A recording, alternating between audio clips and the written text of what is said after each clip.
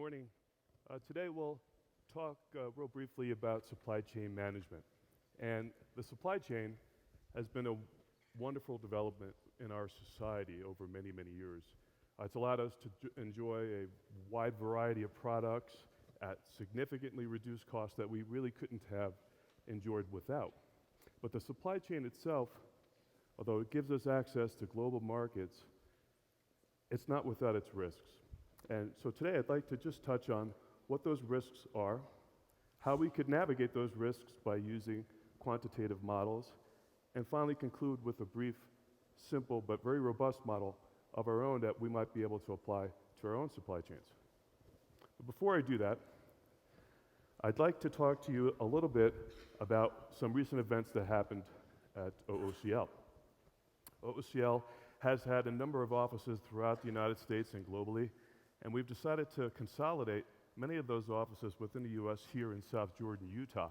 And as you can imagine, moving that many offices to one new location requires a lot of work and a lot of coordination, and we really couldn't have done so without the help of the governor and the wonderful staff at his office. So to show our appreciation and to celebrate our successful transition to Utah, we recently named one of our newly built vessels the OOCL Utah. The Utah is a modern container vessel. To give you an idea how large she is, the Empire State Building is 381 meters in length, and the Utah is 355 meters in length. So she's quite sizable, and you can imagine the size of almost the Empire State Building floating by. There's a long-standing tradition when you build and deploy a new vessel that you christen her to ensure the safety of her and her crew. And so we were fortunate enough to have Hal Val from the Governor's Office of Economic Development, along with his wife Nancy, visit Shanghai to participate in the christening events. And his wife Nancy had the pleasure of blessing both the crew and the OOCL Utah. So that was very exciting for us. And currently, the Utah is deployed in the Asia-Europe trade, but eventually she'll be making her way over to the US-based trades, where we do hope she will be laden with many exports from Utah.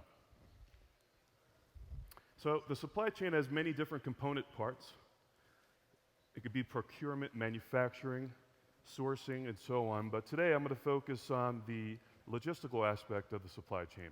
But before I do, I'd like to talk about some of the underlying complexities, especially as it relates to the transportation network. The transportation network is really just a grouping of independent but related companies. All right, these companies are coming together voluntarily to form this network, and it ensures the free flow of goods for the most part. Most of the times, goods move uninterrupted. But from time to time, perhaps more than we may realize, goods do move, or I should say that the movement of goods is slowed and at sometimes outright disrupted.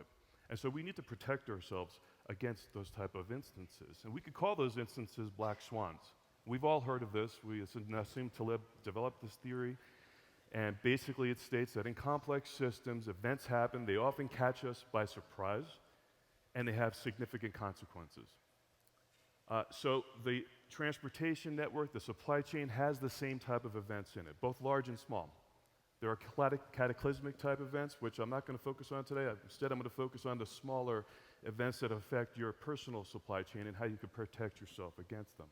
And these events could be things like mechanical failures or derailments, things like severe weather, or even man-made or regulatory issues like a customs hold, something as mundane as that. So let's assume you've been moving through a particular port, through a particular gateway without issue, and then a situation occurs at that gateway, and the customs authorities begin to scrutinize and slow down a lot more freight moving through. Through no fault of your own, you get caught up in that process.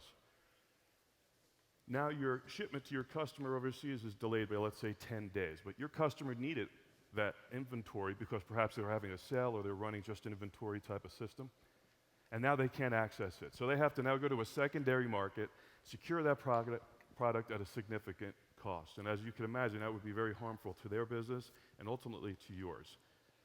So we can protect ourselves, not eliminate those risks, but minimize those risks. And we can do so by looking towards quantitative models. These models come in all different forms. Sometimes they're referred to as systems, other times as algorithms. Probably the most popular today is the Google search algorithm, as we've probably all heard. But there are more mundane ones that have been around for a very long time. One that's in the news of late is the S&P 500 index. Most people don't realize that this is an algorithm, a system, if you will. It's a 8-factor model, and it's a very simple model. It takes into consideration things like market capitalization, sector, and so on. Yet this simple model has been able to beat some 80 to 90% of the market participants year after year, and over long stretches, even more so than that. How can that possibly be, that a simple index is able to beat some of the most intelligent people in our society?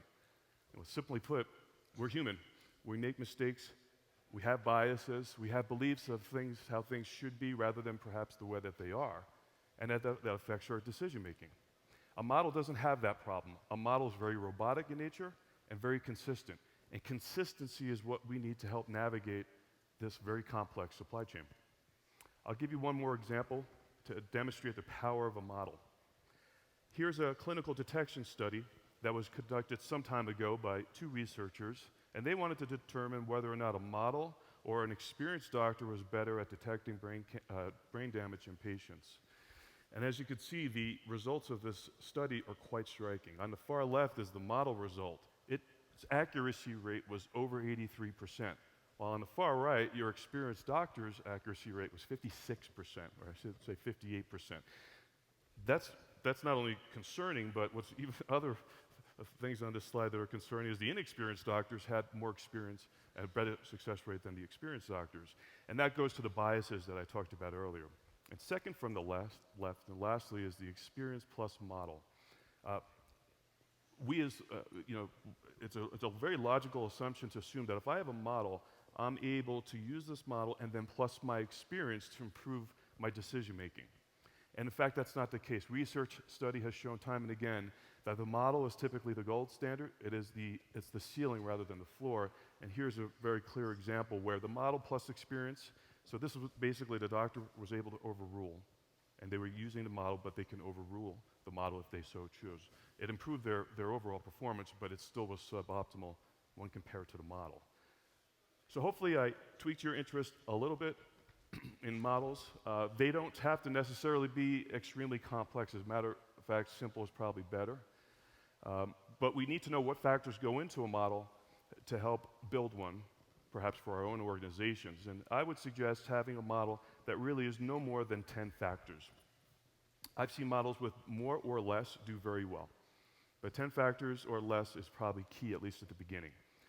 Correlation must be high, and correlation, I mean the result that we're trying to achieve and the factors that we're going to use have to have a link. Right? So if we want to build a supply chain model, we want to build a very robust, low-risk supply chain model, then we need factors that link up with that. On the output side, once we've developed this model, it starts to provide us signals. It's very important that we do not override the model. That's critical, and I cannot overemphasize that importance. Going back to the clinical detection study where the doctors were using the model but had the ability to override it, it was still suboptimal performance. And lastly is the analysis phase or the hit rate phase, and that's how successful the signals are producing. We, I would think, want an 80% success rate. So if you look at the clinical detection study, the model was 83%. If you look at the S&P 500, it's beating 80 to 90% of the market participants, and many, many other studies confirm that type of success rate. So that's what we'd like to do. And for maybe the logistical model, we would maybe want 800 out of 1,000 shipments to really have no issue. So what I've done, taking all that information, I built a very simple logistics model that perhaps you can use within your own organization. Perhaps this was built for a smaller, medium-sized company that has some experience exporting and maybe wants to look under the hood and manage their risk a little bit better, or for a new company that's really just starting to export their product. It's a 4-factor model. The first is we would like 2 logistical providers. Hopefully one's OCL Logistics. That's pretty straightforward. I don't think that should be much of a shock. The next 2 factors are origin gateway and destination gateways. A gateway I'll define as a port complex, Southern California, Hamburg, Shanghai, and so on. And lastly, we would want 2 shipping consortiums.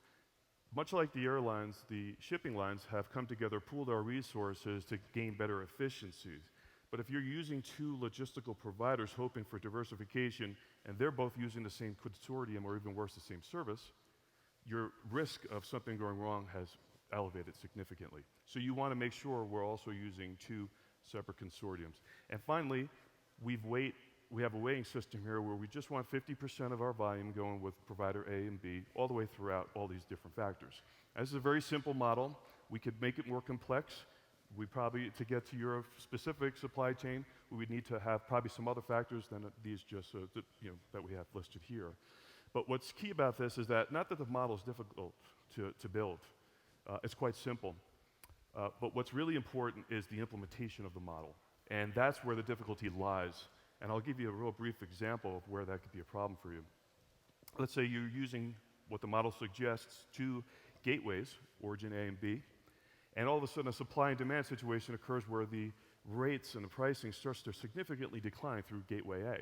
Over time, you're going to have the tendency to overweight more and more shipments to gateway A in an effort to save money. And you may even get away with that for an extended period of time. But if you recall the black swan events that happen, and they happen all the time, a lot more frequently than we probably think, those costs can easily evaporate, if not even worse. So the problem with the model, as powerful as it is, it's going to be consistently implementing, and that's the area where it would probably require much of our focus. So we covered a lot of ground. We talked about the wonders of supply chain. We spoke about some of the risks. We looked at potential ways and great examples of how models have really outperformed humans in very complex situations. And then we built a very simple but probably very robust supply chain model of our own.